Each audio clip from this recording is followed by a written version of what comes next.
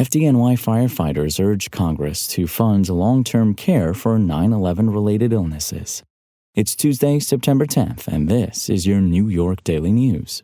Tuesday's forecast calls for sunny skies in New York City with a high near 81 and a low near 61. Before today's top story, Mayor Adams tested positive for COVID on Monday and has canceled a number of scheduled events. Adams was feeling under the weather and took a test shortly after a Queens press conference on flood prevention, according to Fabian Levy, a spokesman for the mayor. The mayor's positive test comes amid a summer resurgence of COVID, fueled largely by what experts call the flirt variant. Adams canceled several events on his Monday public schedule, including a scheduled roundtable with Jewish community and ethnic media, although he was still expected to be briefed by the police department's deputy commissioner on a planned attack targeting the Jewish community on October 7th, the anniversary of the Hamas terror attacks in Israel. Adams also canceled a hotly anticipated town hall on the Underhill and Vanderbilt Street redesign project in Brooklyn. The positive tests comes as rumors swirl about whether NYPD Commissioner Edward Caban will resign from his post following news of a federal corruption investigation. Caban's home was searched and electronics were seized last week as part of the Southern District of New York probe. Find the latest on this story and more right now at nydailynews.com.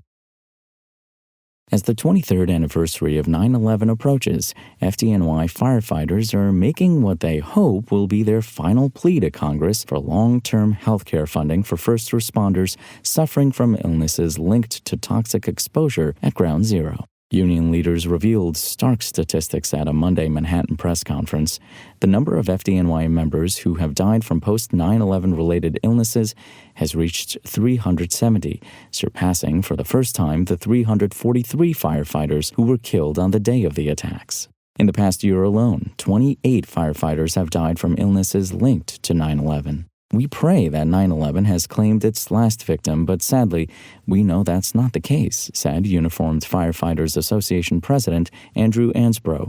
Every month we're burying 3 or 4 more FDNY members, and we fear the number will continue to grow. While the World Trade Center Health Program has provided critical support for sickened first responders, funding for the program will run out by 2028 unless Congress intervenes. Currently, over 130,000 people, including FDNY members, NYPD officers, and volunteers, are enrolled in the program and receiving treatment. Behind these numbers are real people suffering, said Uniformed Fire Officers Association President Jim Brosi, adding that many firefighters are alive but not truly living due to debilitating conditions. Brosi pointed to thyroid and esophageal cancers as just some of the life-altering diseases affecting many, some of whom have lost their voices or their ability to swallow. Our members are dealing with life-altering conditions, and the cost of care is only rising, he said. The proposed 9/11 Responders and Survivors Health Funding Correction Act seeks to extend funding through 2090,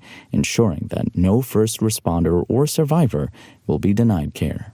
For firefighters, this appeal to Congress is nothing new. Since 2010, they have made 5 trips to Capitol Hill, each time fighting for another funding extension. Despite promises that earlier funding would suffice, the number of cancer diagnoses has far exceeded expectations. Every time we go to Washington, they never fully fund it, Ansbro said. It's always a piece, and they leave something on the table. We're asking for this to close everything up and have it fully funded so we don't have to come back again. For those of us that aren't sick yet, we wonder if the funding will be there when we do get sick, he added. Life-saving new medical advances come with hefty price tags, increasing the need for long-term financial support. Every time a new drug comes out, it's much more expensive than what's already on the market, Brosi said. The FDNY continues to memorialize its fallen members.